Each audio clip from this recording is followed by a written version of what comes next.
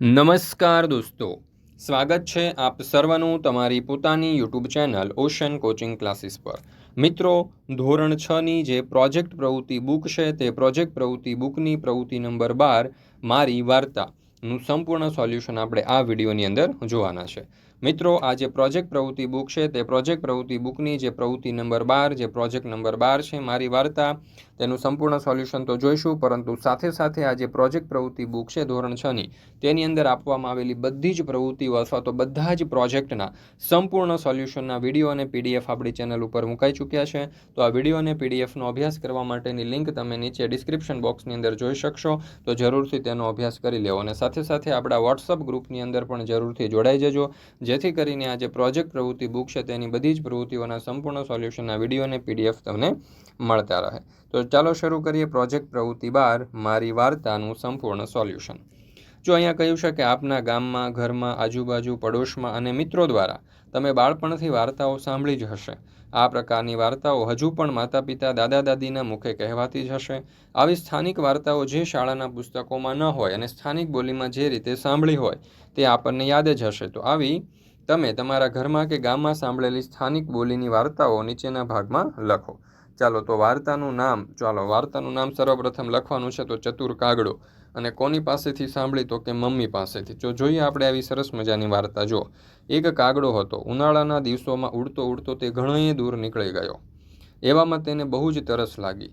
તરસથી તેનો કંઠ જે છે તે શોષાવા લાગ્યો। આજુબાજુ કોઈ નદી કે તળાવ ન હતા। પાણીની શોધમાં તે આમ તેમ ભટકવા માંડ્યો। ઘણી શોધ કરવા છતાં તેને ક્યાંય પાણી મળ્યું નહીં। અચાનક તેની નજર એક કોઠી ઉપર પડી। તેના આનંદનો પાર ન રહ્યો। ઝડપથી તે કોઠી પાસે પહોંચી ગયો। તેને થયું મહેનતનું ફળ મળ્યું ખરું। જુએ તો કોઠીમાં પાણી તો હતું, પણ ઠીક ઠીક નીચે હતું। તરસ્યા કાગડાએ પાણી પીવા ડોક લંબાવી, પણ તેની ચાંચ પાણી સુધી પહોંચી નહીં। પાણી પીવા તેણે ઘણી મહેનત કરી, ખૂબ ઊંચો નીચો થયો, પરંતુ બધી જ મહેનત નકામી ગઈ। પણ તે હિંમત ન હાર્યો। ખંતથી કામ લેવાનું તેણે નક્કી કર્યું। કોઈ પણ યુક્તિ કરીને તરસ छिपाવી એમ તેણે વિચાર્યું। તે ચતુર હતો। તેણે આજુબાજુ નજર કરી। બાજુમાં કાંકરાનો ઢગલો પડેલો હતો। તે જોઈને તે મનમાં હરખાયો। તેને યુક્તિ સૂજી ગઈ, જોકે એમાં ઘણી જ ધીરજ અને મહેનતની જરૂર હતી। તરસે મરવા કરતાં મહેનત કરવી સારી એમ વિચારી તેણે ઢગલામાંથી ચાંચથી કાંકરો ઉપાડ્યો। કાંકરાને કોઠીમાં નાખ્યો। તેણે વારાફરતી ઉડી ઉડીને કાંકરા જે છે તે કોઠીમાં નાખવા માંડ્યા। કોઠીમાં કાંકરા જેમ જેમ પડતા ગયા તેમ તેમ કોઠીનું પાણી ઊંચે આવતું ગયું। પાણી છેક કાંઠા સુધી ઉપર આવ્યું, ત્યાં સુધી કાંકરા નાખ્યા। કાગડાએ ચાંચ બોળી અને ધરાઈને પાણી પીધું। પેટ ભરીને પાણી પી ખુશ થતો પોતાના મુકામ તરફ ઉપડી ગયો। વાર્તામાંથી શું શીખવા મળે છે? તો જ્યાં ચતુરાઈ અને મહેનત બંને સાથે હોય ત્યાં ગમે એટલું અઘરું કામ પણ અઘરું રહેતું નથી।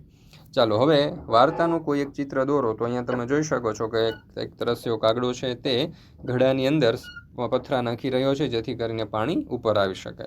તો આવું તમે અહીંયા ચિત્ર છે તે દોરી શકો। દોસ્તો, ફરી મળીશું આપણે આ જે પ્રોજેક્ટ પ્રવૃત્તિ બુક છે તેની પ્રવૃત્તિ નંબર 13ના સંપૂર્ણ સોલ્યુશન સાથે। મિત્રો, આપણી આ ચેનલ ઉપર આ ધોરણ 6ની જે પ્રોજેક્ટ પ્રવૃત્તિ બુક છે તેની બધી જ પ્રવૃત્તિઓના સંપૂર્ણ સોલ્યુશનના વિડીયો અને પીડીએફ આપણી ચેનલ ઉપર મૂકવામાં આવે છે। તો આ વિડીયો અને પીડીએફનો અભ્યાસ કરવા માટેની લિંક તમને નીચે ડિસ્ક્રિપ્શન બોક્સની અંદર મળી જશે, જરૂરથી તેનો અભ્યાસ કરી લેજો। મિત્રો, આ જે ધોરણ 6ની સ્વ અધ્યયન પોથી આવી ચૂકી છે। તો આ ધોરણ 6ની આ જે સ્વ અધ્યયન પોથી છે તે સ્વ અધ્યયન પોથીના ભાગ 1 અને ભાગ 2 અહીંયા આપણને આપેલા છે। તો એ ભાગ 1 અને ભાગ 2ના અંદર જેટલા પણ વિષયના બધા જ પાઠ છે તેના સંપૂર્ણ સોલ્યુશન આપણી ચેનલ ઉપર થઈ ચૂક્યા છે। તો આ વિડીયો અને પીડીએફનો અભ્યાસ કરવા માટેની લિંક તમને નીચે ડિસ્ક્રિપ્શન બોક્સની અંદર મળી જશે। આ ઉપરાંત આપણી જે પ્રોજેક્ટ પ્રવૃત્તિ બુક છે તે પ્રોજેક્ટ પ્રવૃત્તિ બુકની અંદર જેટલી પણ પ્રવૃત્તિઓ છે, જેટલા પણ પ્રોજેક્ટ છે તેના પણ વિડીયો અને પીડીએફ મુકાઈ ચૂક્યા છે। તો આ વિડીયો અને પીડીએફનો અભ્યાસ કરવા માટેની લિંક તમને નીચે ડિસ્ક્રિપ્શન બોક્સની અંદર મળી જશે, જરૂરથી તેનો અભ્યાસ કરી લેજો। અથવા તો અહીંયા કોન્ટેક્ટ નંબર આપેલો છે 9904935028, આ નંબર ઉપર કોન્ટેક્ટ કરી સંપર્ક કરીને પણ તમે સોલ્યુશનની પીડીએફ મેળવી શકો છો। અથવા તો આપણી એપ્લિકેશન છે ઓશન કોચિંગ ક્લાસીસ, આ એપ્લિકેશન તમે ડાઉનલોડ કરી અને અહીંયાથી પણ તમે આ સોલ્યુશનની પીડીએફ મેળવી શકો છો। તો દરેક વિદ્યાર્થીઓએ અવશ્ય આ જે સોલ્યુશન છે તેની પીડીએફ મેળવી લેવી।